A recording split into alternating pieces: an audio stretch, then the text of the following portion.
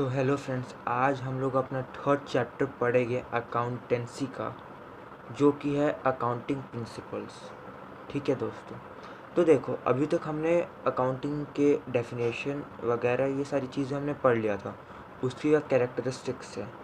तो आज हम उसके अकाउंटिंग के प्रिंसिपल्स के बारे में पढ़ेंगे और कि मतलब है क्या अकाउंटिंग प्रिंसिपल्स, कौन कौन से प्रिंसिपल्स है, ये सारी चीज़ें पढ़ेंगे। साथ ही साथ में मैं आपको इसी वीडियो में या फिर मैं अगली वीडियो भी बना सकता हूँ, चैप्टर 4 भी कंप्लीट कर देंगे। ठीक है दोस्तों, so let's start the video.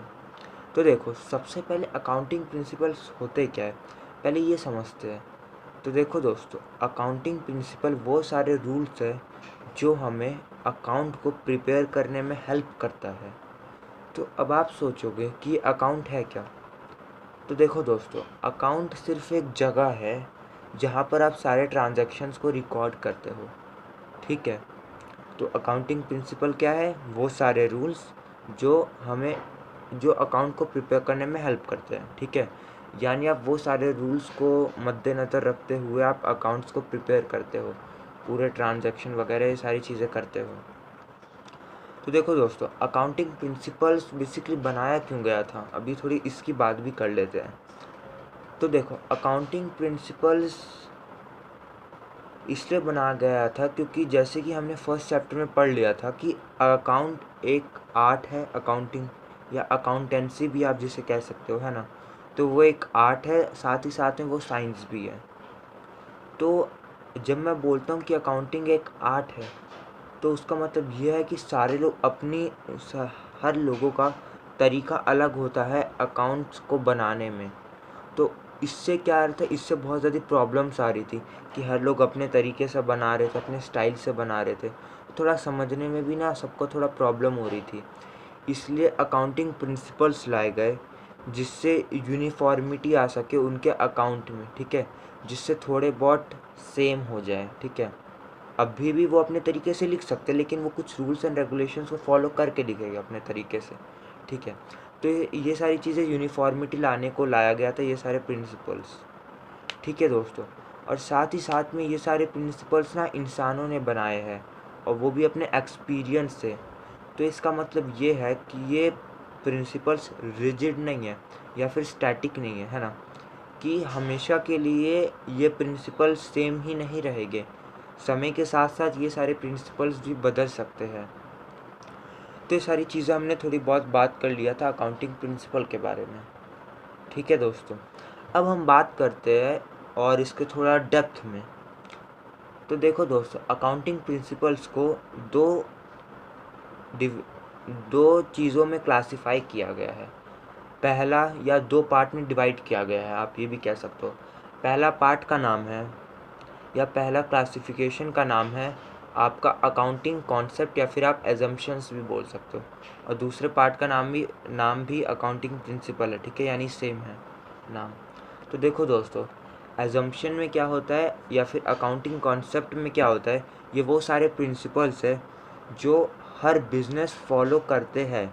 ठीक है, और बात करूँ मैं अकाउंटिंग प्रिंसिपल्स की, तो अकाउंटिंग प्रिंसिपल्स वो सारे रूल्स है जो बिज़नेस में डिपेंड करता है कि वो फॉलो करे या ना करे। ठीक है दोस्तों, तो अब अकाउंटिंग कॉन्सेप्ट या फिर एजम्पशन में तीन एजम्पशन आएंगे। पहला आपका आ जाएगा गोइंग कंसर्न, दूसरा आपका आएगा कंसिस्टेंसी, और तीसरा आपका आ जाएगा GCA। हाँ, तो तीसरा आपका आ जाएगा एक्रूवल। ठीक है दोस्तों, पहला गोइंग कंसर्न, दूसरा कंसिस्टेंसी और तीसरा एक्रूवल। तो आप GCA से भी समझ सकते हो। ठीक है, याद रख सकते हो ये चीज़ को। GTA में से T काट के C लगा दो, तो GCA गोइंग कंसर्न, कंसिस्टेंसी और एक्रूवल। तो आप ऐसे भी इसको याद कर सकते हो। ठीक है, तो अब गोइंग कंसर्न क्या कहता है। गोइंग कंसर्न एक ऐसा प्रिंसिपल है जो हमें ये एज्यूम करने को बोलता है कि हम ये एज्यूम करें कि जो बिज़नेस है वो लॉन्ग पीरियड ऑफ टाइम तक चलेगा, यानी बहुत सालों तक चलेगा बिज़नेस। ठीक है, अब बात करते हैं सेकंड की, जो कि है कंसिस्टेंसी। कंसिस्टेंसी, अब देखो अकाउंटिंग में बहुत सारे मेथड्स होते हैं जिससे आप अकाउंटिंग करते हो। ठीक है दोस्तों, तो वो सारे मेथड्स आप ये प्रिंसिपल आपको ये बोलता है कि आप बस एक मेथड यूज़ करो अपनी अकाउंटिंग करने में। अगर आप अलग अलग मेथड्स यूज़ करोगे तो फिर आपका जो एनालाइज करके जो रिज़ल्ट निकलेगा, जो प्रॉफिट निकलेगा या कुछ भी आप रिज़ल्ट निकालोगे वो गलत निकलेगा अगर आप अलग अलग मेथड्स यूज़ करोगे तो। साथ ही साथ में आपका कंपैरिजन भी नहीं हो पाएगा ठीक तरीके से। तो ये प्रिंसिपल ये कहता है कि सेम मेथड यूज़ होना चाहिए आपके अकाउंटिंग में, जिससे आपका प्रॉफिट या आपका रिज़ल्ट एक्यूरेट निकले, सही निकले। ठीक है दोस्तों, अब तीसरे की बात करते हैं हम लोग। उसका नाम था GCA, एक्यूरेसी। ठीक है, गोइंग कंसर्न, कंसिस्टेंसी और एक्रूअल। ठीक है, थर्ड आता है एक्रूअल। एक्रूअल हमें ये कहता है कि जैसे ही ट्रांजैक्शन होता है ना तो वैसे ही आप लिख दिया करो। ठीक है, एक्सपेंस लिख दिया करो या रिवेन्यू। जैसे ही आपने कोई भी प्रोडक्ट बेचा तो वैसे ही आप उसका रिवेन्यू लिख दो। ठीक है, तो आपका मैंने सेकंड चैप्टर भी अपलोड किया जिसमें मैंने बेसिक अकाउंटिंग टर्म्स है जो, ठीक है, उस सेकंड चैप्टर का नाम, जिसमें मैंने ये सारी चीज़ों की आपको डेफिनेशन बताई है कि रिवेन्यू क्या है, एक्सपेंस क्या है, इनकम क्या है, प्रॉफिट क्या है, लाइफ स्टॉक क्या है, स्टॉक क्या है, ये सारी चीज़ें। तो अगर आपने नहीं देखा तो आप पहले आप उसको जाकर देखिए, फिर आप थर्ड चैप्टर में आना। तो देखो दोस्तों, वो हमें ये बोलते हैं कि जैसे ही ट्रांजैक्शन होती है ना वैसे ही आप रिवेन्यू को रिकॉर्ड कर लिया करो जर्नल में। जर्नल क्या है ये मैंने आपको सेकंड चैप्टर में भी बताया था। जर्नल एक बुक है जिसमें आप सारे ट्रांजैक्शन को रिकॉर्ड करते हो। ठीक है दोस्तों, ये सारी चीज़ें हमने अभी तक पढ़ लिया। और वो ये भी कहता है एक्रूअल प्रिंसिपल कि एक्सपेंस को भी डायरेक्ट रिकॉर्ड करो और रिवेन्यू को भी। ठीक है, जैसे ट्रांजैक्शन होता है। तो ये सारी चीज़ें हमने assumption principle, assumption accounting method या फिर अकाउंटिंग कॉन्सेप्ट के बारे में पढ़ लिया। अब हम बात करते हैं अकाउंटिंग प्रिंसिपल की। तो अब देखो दोस्तों, करीबन 9 टाइप के होता है अकाउंटिंग प्रिंसिपल। इसको याद करने का भी तरीका है कि आप कैसे आसानी से अपने फिंगर टिप्स में ये सारी चीज़ों को कोड वर्ड में लर्न कर सकते हो, वो मैं आपको इसको पढ़ाने के बाद बताऊंगा। तो पहला अकाउंटिंग प्रिंसिपल आता है business entity principle. Business entity principle हमें ये कहता है कि जो बिज़नेस है ना उसकी एक सेपरेट एंटिटी है, उसकी एक सेपरेट आइडेंटिटी है। ठीक है, फ्रॉम ओनर। ठीक है, यानी बिज़नेस की एक सेपरेट एंटिटी है। और साथ ही साथ में वो हमें ये भी बताता है कि जो भी ट्रांजैक्शन होता है ना रिगार्डिंग, ठीक है, बिजनेस ट्रांजैक्शन भी मैंने आपको डिफाइन किया था सेकंड चैप्टर में, कि वो सारी इकोनॉमिक एक्टिविटी जो आपके बिज़नेस को इन्फ्लुएंस करती हो उसको हम ट्रांजैक्शन कहते हैं। ठीक है, ये मैंने आपको शॉर्टकट में बताया है, आप सेकंड चैप्टर में भी जाकर आप देख सकते हो। ठीक है दोस्तों, तो बेसिकली हम ट्रांजैक्शन हम बिज़नेस की जर्नल में लिखते हैं, और कोई और अगर हमने इकोनॉमिक एक्टिविटी किया हो तो वो हम अपने जर्नल में लिखेंगे। ठीक है, ओनर की जर्नल में अगर कुछ पर्सनल खर्चा किया हो तो। लेकिन अगर ट्रांजैक्शन किया हुआ हो तो हम बिज़नेस की जर्नल में लिखते हैं। और साथ ही साथ में जो एक प्रोप्राइटर होता है ना वो हमेशा क्रेडिटर होता है बिज़नेस के लिए, क्योंकि क्रेडिटर इस टाइप से क्योंकि उसने पैसे लगाए होते हैं बिज़नेस में, इसलिए हम उसको बोलते हैं कि वो क्रेडिटर है अकॉर्डिंग टू बिज़नेस। तो ये सारी चीज़ें हमने पढ़ी बिज़नेस एंटिटी मैनेजमेंट में। शॉर्ट टर्म में अगर मैं आपको वापस बताता हूँ तो ये हमें ये बताते हैं कि बिज़नेस की एक सेपरेट आइडेंटिटी होती है, और जो भी ट्रांजैक्शन होता है ना हमें उसको बिज़नेस के जर्नल में लिखना होता है, ओनर की जर्नल में नहीं, बिज़नेस की जर्नल में लिखना होता है। और साथ ही साथ में एक बिज़नेस के लिए क्रेडिटर हमेशा, मतलब प्रोप्राइटर हमेशा क्रेडिटर होता है। ठीक है दोस्तों, तो ये फर्स्ट प्रिंसिपल था। सेकेंड प्रिंसिपल होता है money management principle. Money management principle का मतलब ये होता है कि हम सिर्फ अकाउंट में या फिर जर्नल में हम सिर्फ वही ट्रांजैक्शन को रिकॉर्ड करते हैं जो कि तो हम वो सारे ट्रांजैक्शंस को रिकॉर्ड करते हैं जो कि मेजर हो सके मॉनेटरी टर्म में। एग्जाम्पल से मैं आपको समझाता हूँ। ठीक है, ये थोड़ा कॉम्प्लेक्स है इसलिए मैं आपको एग्जाम्पल से समझाता हूँ। देखो अभी एज्यूम करना, ठीक है। देखो जैसे कि अगर आप अगर किसी बंदे ने कंपनी खोली है, ठीक है। सपोज़ मान लो कि आपने एक कंपनी खोली है, आपकी एक कंपनी है। उस कंपनी में अगर आग लग गई और आग के वजह से जितना भी नुकसान हुआ है वो नुकसान मेजर हो सकता है, तो फिर आप उस चीज़ को अपने जर्नल में लिखोगे, ठीक है। अपने अकाउंट्स में लिखोगे कि ये सारी चीज़ें हुआ ही, ये सारी चीज़ कि मतलब मेरा इतना इतना नुकसान हुआ है आग के वजह से। लेकिन अगर मैं आपको ये बोलता हूँ कि अभी बिज़नेस में कोविड के वजह से भी बहुत लोगों का नुकसान हुआ है, लेकिन कितना नुकसान हुआ है ये मेजर नहीं हो सकता, ठीक है। ये मेजर नहीं हो सकता कि कितना नुकसान हुआ है, तो वो सारी चीज़ों को वो लोग जर्नल में नहीं लिख सकते। तो ये प्रिंसिपल हमें यही बताता है कि हमें जर्नल में बस वही सारे ट्रांजैक्शंस लिखने चाहिए जो मॉनेटरी टर्म में मेजर हो सके, ठीक है दोस्तों। थर्ड प्रिंसिपल की बात करते हैं जो कि हम लोग का हो जाएगा अकाउंटिंग पीरियड प्रिंसिपल। और इसको शुरू करने से पहले मैं आपको ये बता देता हूँ, अगर आपको नोट चाहिए तो आप कमेंट में बता देना, मैं डिस्क्रिप्शन में आपको प्रोवाइड कर दूँगा। अब हम बात करते हैं अपना थर्ड प्रिंसिपल की जो कि है अकाउंटिंग पीरियड प्रिंसिपल। तो देखो दोस्तों, हमेशा हम प्रॉफिट और लॉस कब कैलकुलेट करते हैं, ठीक है दोस्तों।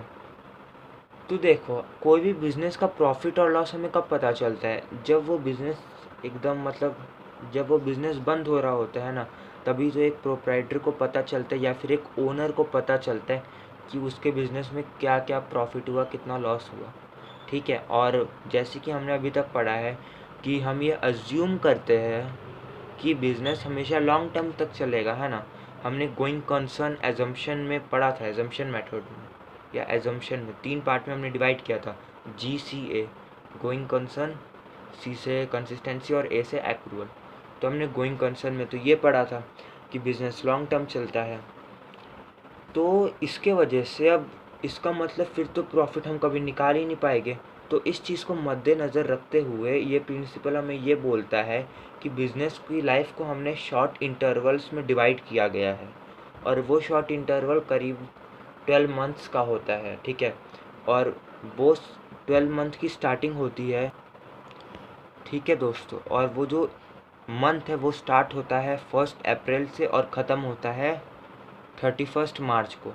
जैसे कि कैलेंडर में क्या होता है, 1 जनवरी से शुरू होता है और 31 दिसंबर को ख़त्म होता है।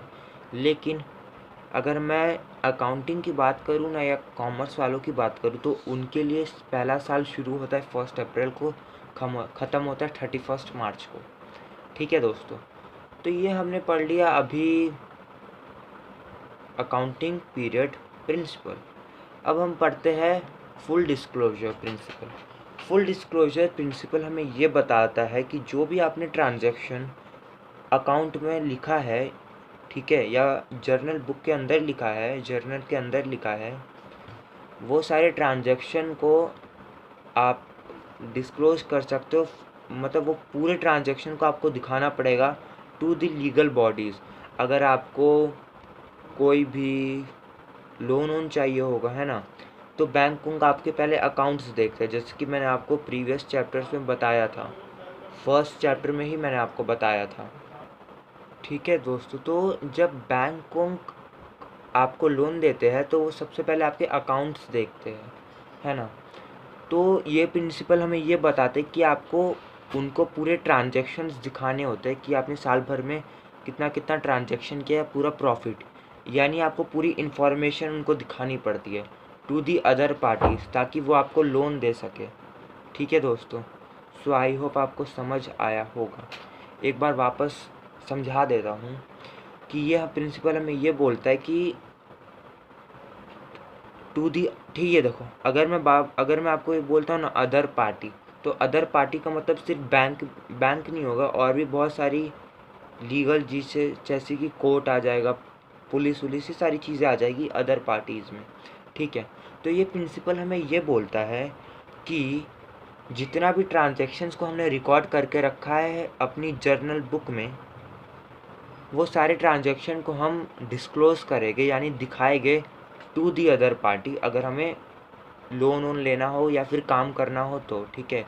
यानी पूरा इन्फॉर्मेशन आपने जितना भी लिखा हो, अगर आपने 1 रुपये की चीज़ें भी आपके बिज़नेस में ख़रीदी हो तो आप वो भी पूरा इन्फॉर्मेशन दिखाओगे, ठीक है। तो ये था फुल डिस्क्लोजर प्रिंसिपल। अब हम बात करते हैं अपना अगला प्रिंसिपल, जो कि हो जाएगा हम लोग का मटेरियलिटी प्रिंसिपल, ठीक है दोस्तों। तो materiality principle full disclosure principle से पूरा अपोजिट है।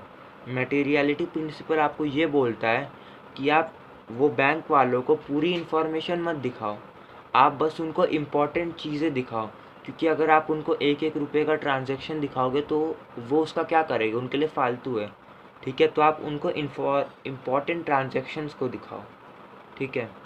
तो ये प्रिंसिपल एकदम पूरा एक्सेप्शन है फुल डिस्क्लोजर प्रिंसिपल के। अब हम अपने नेक्स्ट प्रिंसिपल की बात करते हैं, जिसका नाम हो जाएगा प्रूडेंस प्रिंसिपल, या फिर आप उसको बोल सकते हो कंजर्वेटिज्म प्रिंसिपल।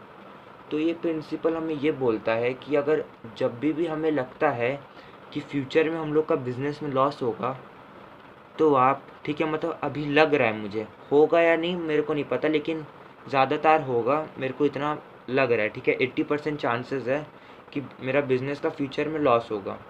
तो फिर मैं क्या करूँगा, मैं पैसों को सेव करने लग जाऊँगा, जिससे मैं उस लॉस को ओवरकम कर सकूँ, ठीक है दोस्तों।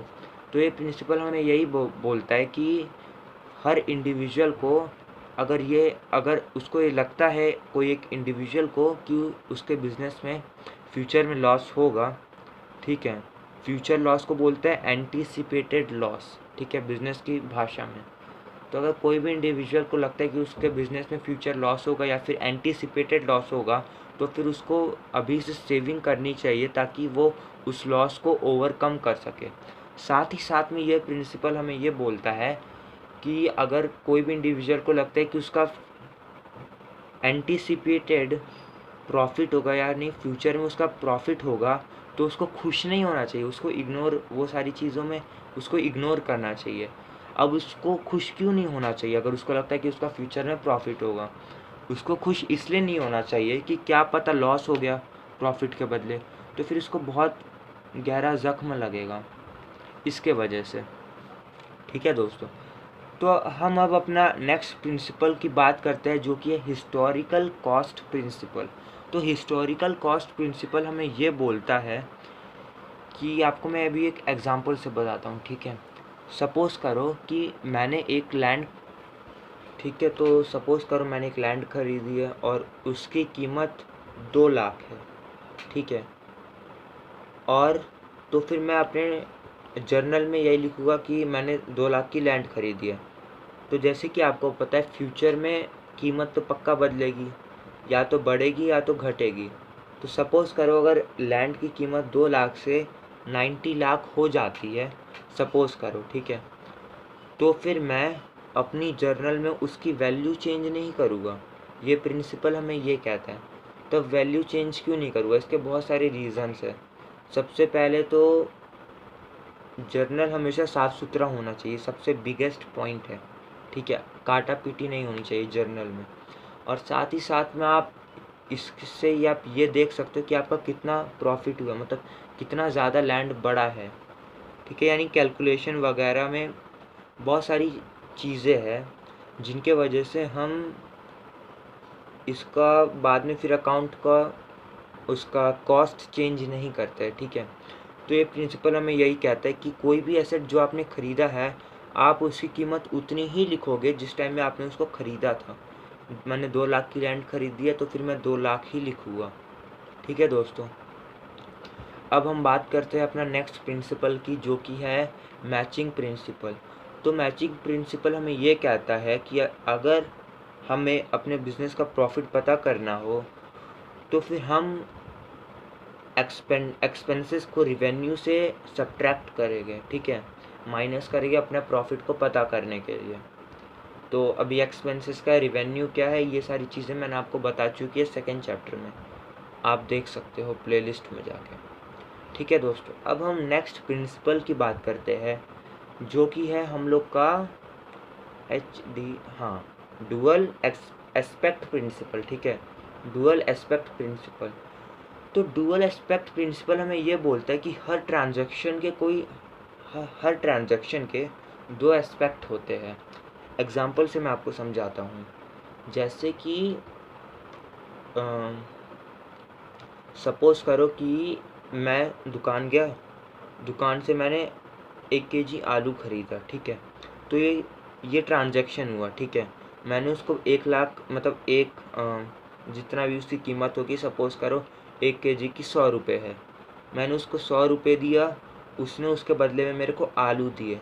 तो इस ट्रांजैक्शन में 2 एस्पेक्ट थे कि पहला एस्पेक्ट था कि मुझसे पैसा गया, क्रेडिट हुआ। ठीक है, क्रेडिट मतलब जाना, मुझसे पैसा गया और आलू मेरे पास आया, आलू डेबिट हुआ, यानी आलू मेरे पास आया। तो हर ट्रांजैक्शन के 2 एस्पेक्ट होते हैं, हमें ये प्रिंसिपल बताता है। तो इस चैप्टर में बस इतना ही था दोस्तों।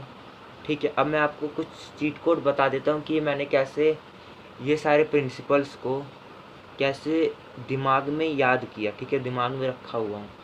तो जैसे कि मैंने आपको अकाउंटिंग एजम्पशन या फिर आप अकाउंटिंग कॉन्सेप्ट का तो मैंने आपको ट्रिक बताया था कि GCA, GTA के अलावा आप GCA बोल सकते हो उसको। ठीक है, GCA का मतलब क्या है? गोइंग कंसर्न, कंसिस्टेंसी और एक्रूअल, ये आएगा। लेकिन अगर मैं बात करता हूँ अकाउंटिंग प्रिंसिपल के, बहुत सारे प्रिंसिपल आते हैं। ठीक है, अकाउंटिंग प्रिंसिपल्स के अंदर करीबन 9 प्रिंसिपल आते हैं, जो कि मैंने आपको अभी बताए हैं। तो हम उसको कैसे याद कर सकते हैं, अभी आप इसकी आप ट्रिक समझना। तो देखो दोस्तों, ये देखो, मैं अभी मेरी बात सुनना। ठीक है, मैं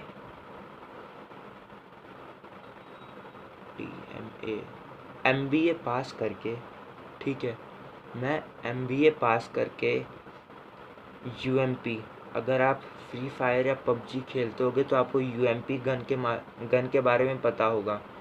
UMP की जगह आप FMP बोलो उसको। ठीक है, मैं MBA पास करके मिर्ची खाते खाते FMP गन चला रहा था, और वो मिर्ची MDH कंपनी की थी। ठीक है, अब देखना इसका ट्रिक का मतलब, MBA का मतलब। ठीक है, या फिर आप उसको BMA भी बोल सकते हो अगर आप सीरीज़ वाइज देखो तो। Business entity principle B, money management M, और अकाउंटिंग पीरियड A,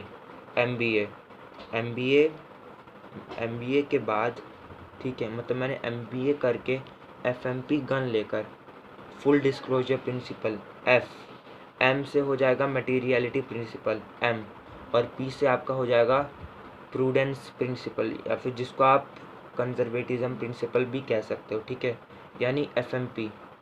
ठीक है, यानी मैं MBA करके FMP गन चला रहा था, वो भी मिर्ची खाते खाते, और वो मिर्ची की कंपनी थी MDH, याद रखना MDH। ठीक है, इसमें MDH को आप HDM भी थोड़ा अरेंज कर सकते हो अगर आपको करना हो तो, जिसमें H का मतलब आएगा हिस्टोरिकल कॉस्ट प्रिंसिपल, D का मतलब आएगा आपका डुअल कंसेप्ट या फिर डुअल एस्पेक्ट। ठीक है, रियलिटी में डुअल एस्पेक्ट प्रिंसिपल, और ठीक है, H हो गया, D हो गया, M से आपका हो जाएगा H हिस्टोरिकल, डुअल, M से हो जाएगा आपका मैचिंग प्रिंसिपल। ठीक है, तो ये ट्रिक है जिससे आप लर्न कर सकते हो इस चीज़ को। So hope you will like this video. तब तक के लिए बाय।